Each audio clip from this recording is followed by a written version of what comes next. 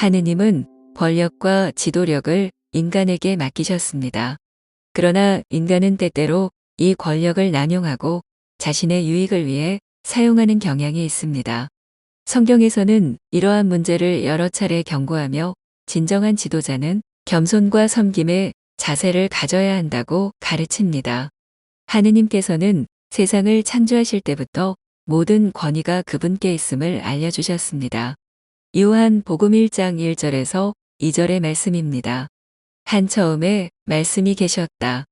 말씀은 하느님과 함께 계셨는데 말씀은 하느님이셨다. 그분께서는 한 처음에 하느님과 함께 계셨다. 이 말씀은 모든 권력과 권위가 하느님께로부터 나온다는 중요한 진리를 일깨워 줍니다. 그러므로 지도자들은 언제나 이 사실을 기억해야 합니다. 구약 성경을 보면 하느님의 백성을 돌보아야 할 지도자들이 종종 그들의 권력을 남용하고 백성을 억압하곤 했습니다. 예레미야서 23장 1절에서 2절의 말씀입니다.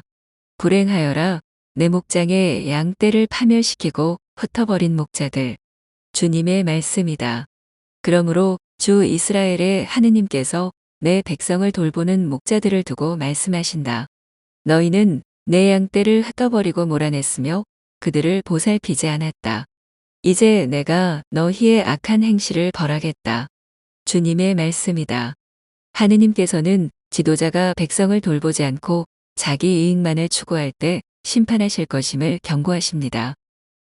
예수님께서도 권력자들의 위선과 탐욕을 꾸짖으셨습니다.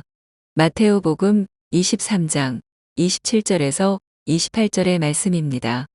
불행하여라 너희 유전자 율법 학자들과 바리사이들아 너희가 겉은 아름답게 보이지만 속은 죽은 이들의 뼈와 온갖 더러운 것으로 가득 차 있는 회칠한 무덤 같기 때문이다. 이처럼 너희도 겉은 다른 사람들에게 의인으로 보이지만 속은 위선과 불법으로 가득하다. 사람들에게 존경을 받으려는 지도자들이 겉으로는 의로운 척하지만 속마음은 탐욕과 이기심으로 가득 차 있다는 것을 예수님께서는 강하게 책망하셨습니다. 진정한 지도자는 사람들을 섬기고 겸손해야 합니다. 예수님께서는 제자들에게 이렇게 말씀하셨습니다. 마테오복음 20장 26절에서 28절의 말씀입니다. 그러나 너희는 그래서는 안 된다. 너희 가운데에서 높은 사람이 되려는 이는 너희를 섬기는 사람이 되어야 한다.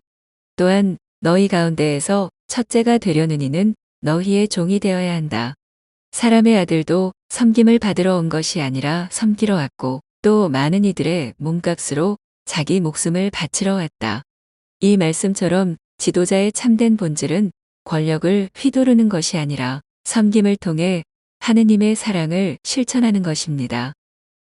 권력자나 지도자들이 때때로 자신의 권력을 남용할 때 우리는 어떤 자세를 가져야 할까요? 성경은 우리에게 지혜롭고 신중한 태도를 유지하되 진리를 따르며 정의를 실천할 것을 가르칩니다. 하느님께서는 우리 모두에게 분별력을 주셨으며 그분의 말씀을 통해 어떻게 살아야 할지 알려주십니다. 성경은 우리에게 거짓을 경계하고 참된 진리를 따를 것을 권고합니다. 요한복음 8장 32절의 말씀입니다. 그러면 너희가 진리를 깨닫게 될 것이다. 그리고 진리가 너희를 자유롭게 할 것이다. 지도자들이 진리에서 벗어날 때 우리는 하느님의 말씀을 기준으로 옳고 그름을 분별해야 합니다. 맹목적으로 따르는 것이 아니라 올바른 판단을 통해 정의를 실천해야 합니다. 우리는 지도자들을 위해 기도해야 합니다. 바오로 사도는 이렇게 말합니다. 티모테오에게 보낸 첫째 서간 2장 1절에서 2절의 말씀입니다.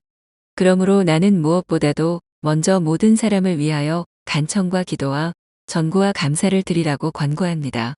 임금들과 높은 지위에 있는 모든 사람을 위해서도 기도하여 우리가 아주 신심 깊고 품위 있게 평온하고 조용한 생활을 할 수 있도록 하십시오.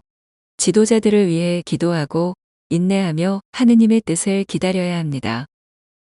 하느님의 지도자들이 하느님의 말씀을 올바르게 전하고 신자들을 바른 길로 인도해야 하지만 때때로 지도자들도 인간의 연약함으로 인해 잘못된 길로 갈 수 있습니다. 이러한 경우 신자들은 성경의 가르침을 기준으로 지도자를 분별해야 합니다. 갈라티아 신자들에게 보낸 서간 1장 8절의 말씀입니다. 우리는 물론이고 하늘에서 온 천사라도 우리가 여러분에게 전한 것과 다른 복음을 전한다면 저주를 받아 마땅합니다. 지도자가 하느님의 말씀과 어긋나는 행동을 하거나 잘못된 가르침을 전할 때 신자들은 이를 지적하고 바로잡도록 노력해야 합니다. 지도자가 반복적으로 하느님의 뜻을 거스르고 교회의 가르침에서 벗어날 때 신자들은 침묵하지 말아야 합니다. 에페소 신자들에게 보낸 서간 5장 11절의 말씀입니다. 열매를 맺지 못하는 어둠의 일에 가담하지 말고 오히려 그것을 밖으로 드러내십시오. 하느님의 정의를 위해 불의를 드러내고 교회 공동체와 상의하여 올바른 방향으로 이끌도록 도와야 합니다. 결국 모든 권력은 하느님께로부터 오며 하느님의 뜻을 따를 때만이 참된 지도력이 실현됩니다. 마지막으로 우리가 한번 고민해야 할 것은 새로운 신자가 오기를 바라는 것도 좋지만 떠나는 신자들이 그렇게밖에 할 수 없는 이유를 되돌아보아야 합니다. 교회와 거리를 두거나 떠나는 것이 신자만의 문제일까요?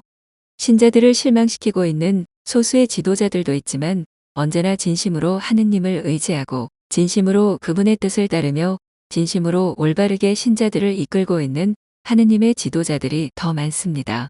신자들은 그 올바른 지도자들에게 감사해하며 기도드리고 있습니다.